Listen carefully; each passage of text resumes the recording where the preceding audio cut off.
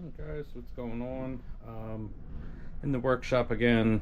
Got more snow coming in today and tomorrow, so can't do much outside right now. So just been working on some of these cars, and wanted to show what I got inside of these.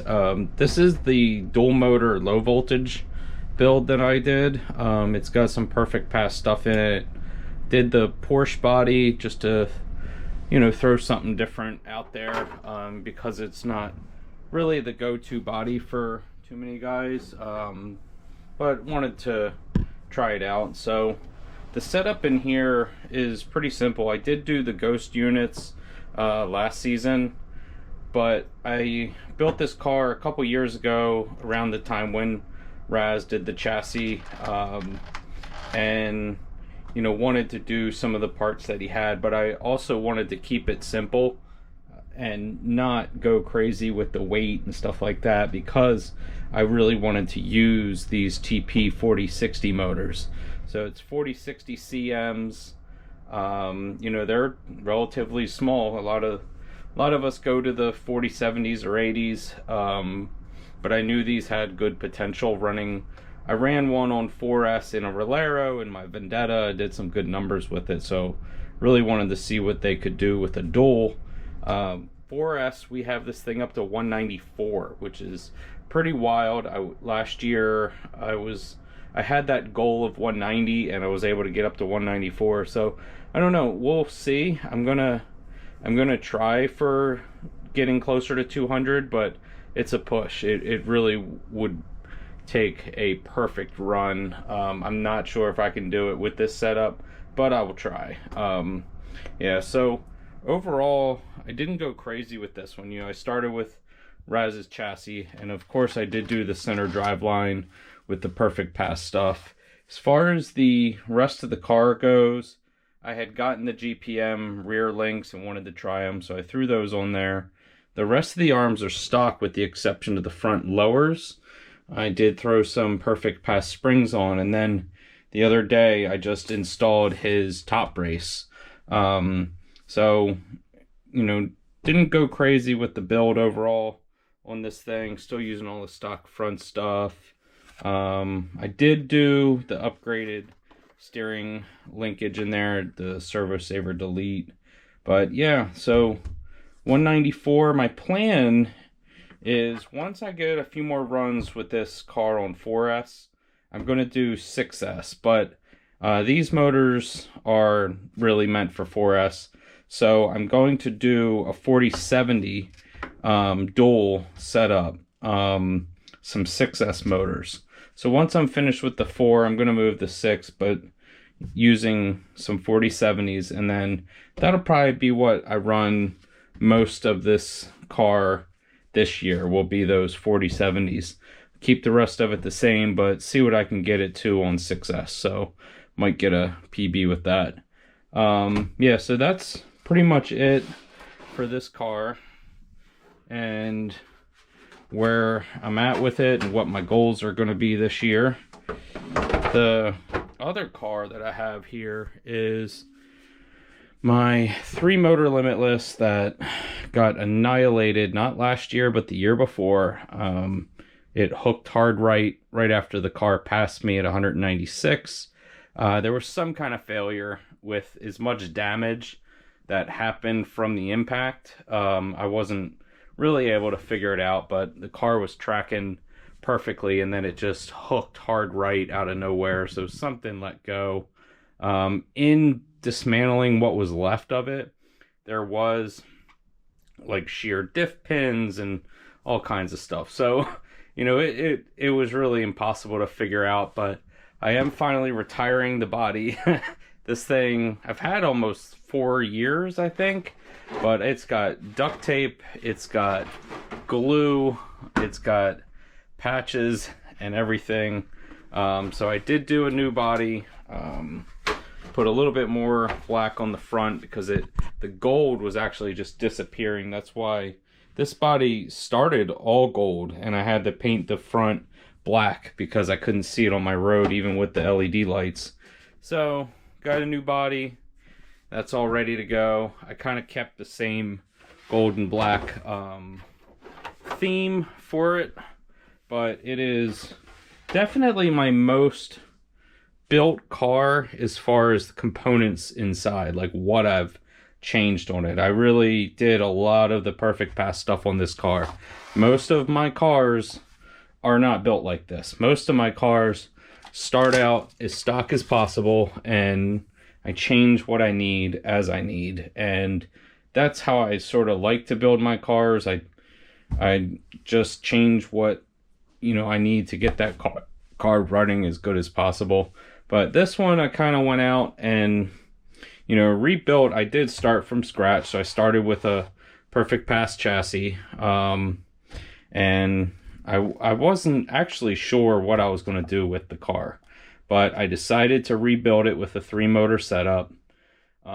Before, it was a 3-motor 4070 setup. It was the 4070 CMs, the 2200 KVs. The crash that totaled the car was its first pass on 8S. So I never really got to see the potential of it. It had done 204 on 7S, and there was still more potential there, but I had moved up to 8S and, you know, had that unfortunate crash that killed it. So yeah, we've got Raz's the perfect pass arms, springs, chassis. We did the splitter. We did some of the hinge pin holders. We do have the springs. I'm using, it's kind of hard to see, but I've got his bulkheads. I do have the perfect pass shafts in there. I did have to make my own spool because I'm doing a 3-motor setup here. So, you know, spin her around here so you guys can see we've got 3 motors in here. So 2 in the back, 1 up front. Same layout and design I did before. So I'll have batteries on either side, batteries on the top. And I'm very happy with the way it came out. Everything's super clean. I did move up to 4080s. Now, these are motors I had.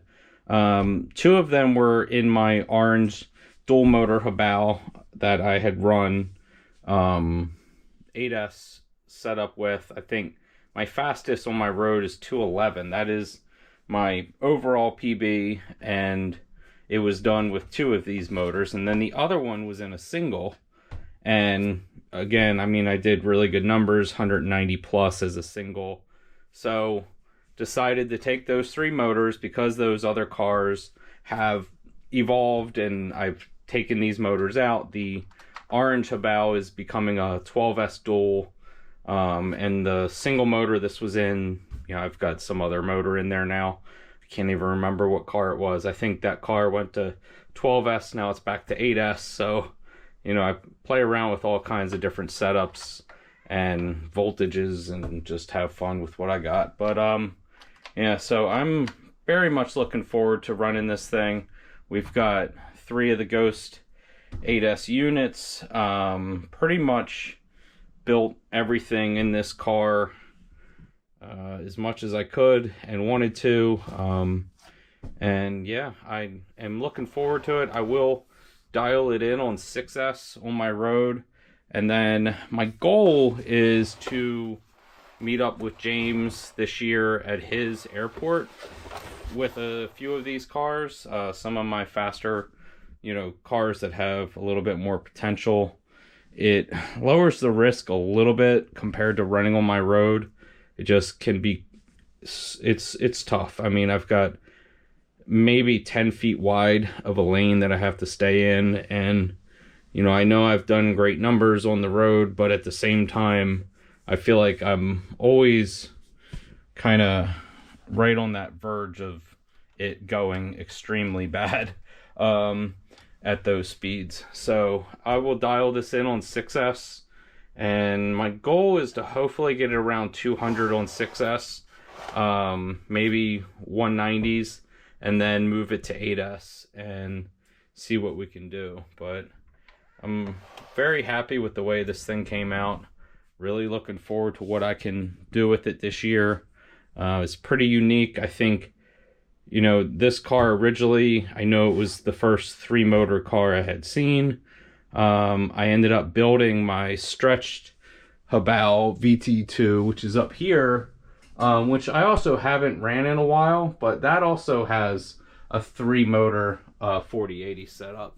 So that's still running XLX2s, but this car, I don't know, I just have this unfinished business, I guess, with this thing. And even though it's pretty much at this point a completely new car, to me, it's still, you know, the rebuild of my second Limitless is what this thing was. You know, when I started speedrunning, I had Italian, I had different stuff, but I started and I had a open wheel Limitless, which is now back to an open wheel, but I had converted that single open wheel to a GT, and then over that next winter I built this car as my first dual with 4070s.